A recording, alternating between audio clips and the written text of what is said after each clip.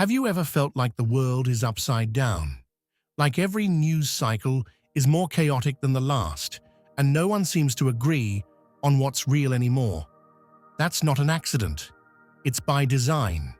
There's a term for this: the firehose of falsehoods. It's a propaganda technique where false or misleading information is spread rapidly, continuously, and across multiple platforms to overwhelm the public. The goal isn't just to convince you of a lie, it's to exhaust you, confuse you, and make you stop seeking the truth altogether. Imagine this. Every day, someone spreads 10 lies, but fact-checkers and journalists only have the time and resources to debunk 5 of them. The next day, another 10 lies are added on top of the 5 still lingering. The day after that, 10 more. Eventually, the number of unanswered falsehoods stacks up faster than anyone can correct them. Now picture this as fires breaking out everywhere in a city. The firefighters can put out some of them, but more fires are set than they can extinguish. At some point, there are too many. The city burns, not because people didn't try to stop it, but because the arsonists set fires faster than they could be put out. This is what we are up against today. It's not just one lie here and there. It's a constant flood of misinformation designed to break people's trust in everything. Once you don't know what's real anymore, you stop trying to figure it out at all. And that's the ultimate goal. But we are not powerless. Socrates, the father of Western philosophy, developed a method to expose lies and uncover the truth. It's called the Socratic Method, and today you're going to learn how to use it to spot fake news, recognize manipulation, and protect yourself from being fooled. Let's begin. Number 1, question the source. Socrates believed that wisdom begins with admitting you don't know everything, and that the first step to uncovering the truth is questioning who is giving you information and why. Misinformation doesn't just come from random internet trolls. It's pushed by influencers, politicians, and entire media networks, all with their own motives. Some do it for money. Outrage drives clicks. Others do it for power. Controlling the narrative means controlling the people. And some do it just to create chaos, because a confused public is an easier public to manipulate. Think about the phrases you hear constantly. Many people are saying, "The media won't tell you this. They don't want you to know the truth." These are red flags.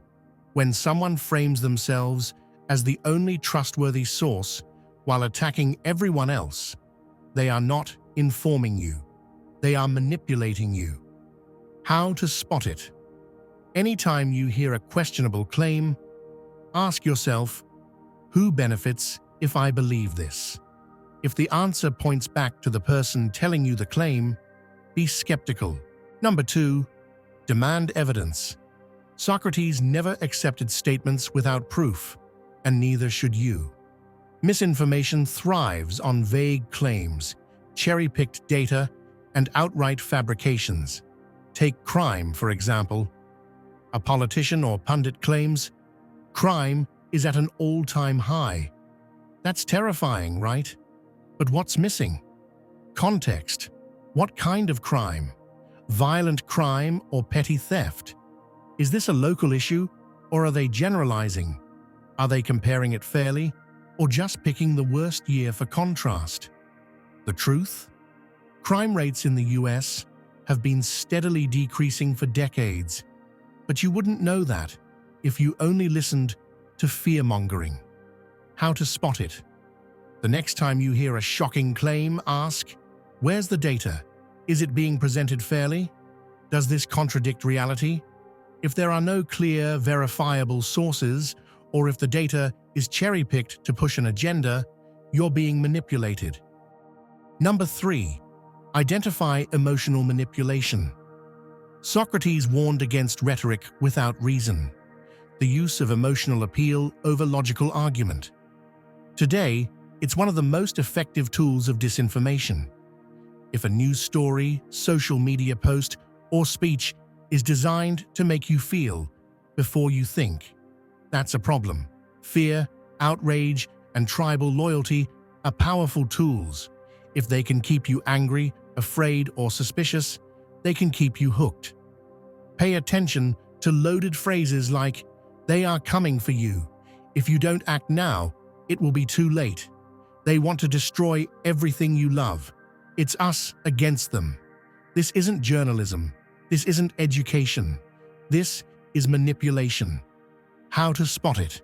If something makes you instantly emotional, angry, afraid, outraged, pause. Step back. Ask yourself, is this story informing me or is it provoking me? If it's the latter, it's likely propaganda. Number 4.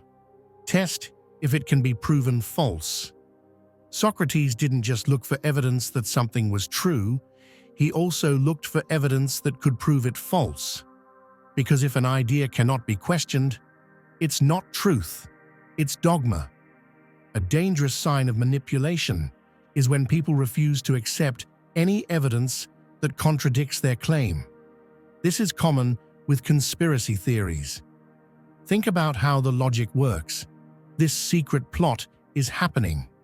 If you don't believe it, that means you're brainwashed.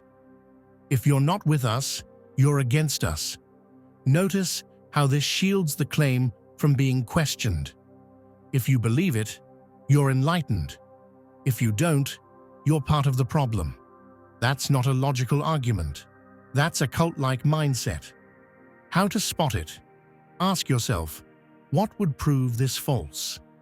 If the person pushing the claim cannot name any evidence that could change their mind, they are not interested in truth. They are interested in control. Number 5. Look for contradictions. Socrates loved exposing contradictions. When a claim falls apart under its own logic, it was never meant to be true. It was meant to be useful. False narratives don't need consistency, only convenience. Look for statements that contradict themselves, like, "The mainstream media is fake news," but they cite a mainstream media article when it backs up their point. All experts are corrupt, except the one expert who happens to support their argument. Elections are rigged, but only when their side loses. There's no real evidence for this issue. But when presented with evidence, they dismiss it as fake. Free speech is under attack, but they cheer when people they disagree with are silenced. These contradictions aren't just hypocrisy, they're intentional manipulations. If you question them, the argument shifts, the goalposts move, and the story changes. How to spot it? If a claim changes based on convenience, it's not truth, it's manipulation. When someone contradicts themselves but refuses to acknowledge it, ask, which version is true? The moment logic is applied, the argument crumbles. Contradictions reveal what people actually believe. If someone truly thought elections were rigged, they wouldn't accept the results only when their candidate wins. If they genuinely distrusted experts, they wouldn't suddenly trust one just because it aligns with their views. When you see a contradiction, don't just ignore it. Press on it. Ask for clarification. The more a false narrative is forced to explain itself, the faster it collapses. We are living in the age of the firehose of falsehoods, where misinformation isn't just spread, it's flooded into every part of our lives until people stop questioning it. This isn't about individual lies, it's about exhausting the public into accepting false realities. And in times like these, truth is resistance. Socrates believed that wisdom begins with questioning everything. And if we want to protect ourselves and each other from the chaos of disinformation, we need to stay sharp, stay skeptical, and never stop asking the hard questions. It's scary, it's overwhelming, but we are not powerless. If you want to arm yourself with more tools to think critically, see through manipulation, and never be fooled again, subscribe to the channel. Let's keep this conversation going. And before you go, tell me in the comments, what's the most ridiculous fake news you've ever seen someone believe? Thanks for watching. We'll see you next time.